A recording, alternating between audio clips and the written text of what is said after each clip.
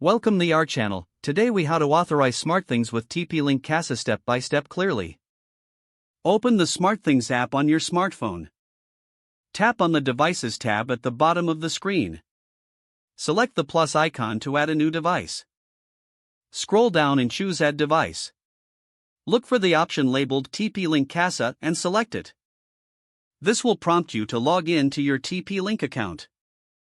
Enter your TP-Link Kasa credentials and tap Login.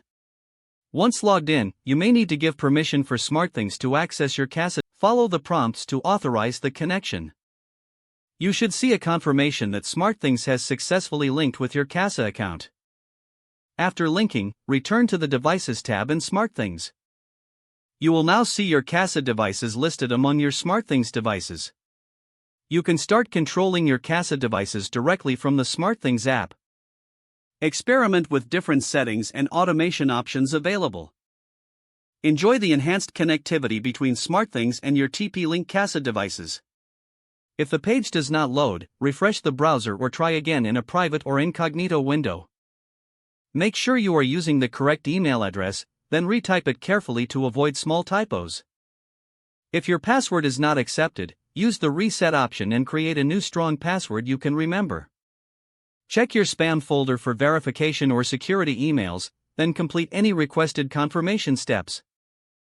Enable two-factor authentication if available to improve account security and reduce unauthorized access risk.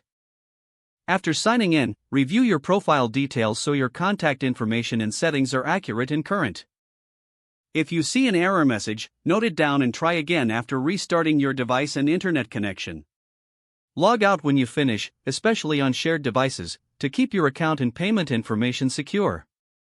If the page does not load, refresh the browser or try again in a private or incognito window. Make sure you are using the correct email address, then retype it carefully to avoid small typos. If your password is not accepted, use the reset option and create a new strong password you can remember. Check your spam folder for verification or security emails, then complete any requested confirmation steps. Enable two-factor authentication if available to improve account security and reduce unauthorized access risk. After signing in, review your profile details so your contact information and settings are accurate and current. If you see an error message, note it down and try again after restarting your device and internet connection. Don't forget to like this video and subscribe to our channel for more step-by-step tech guides.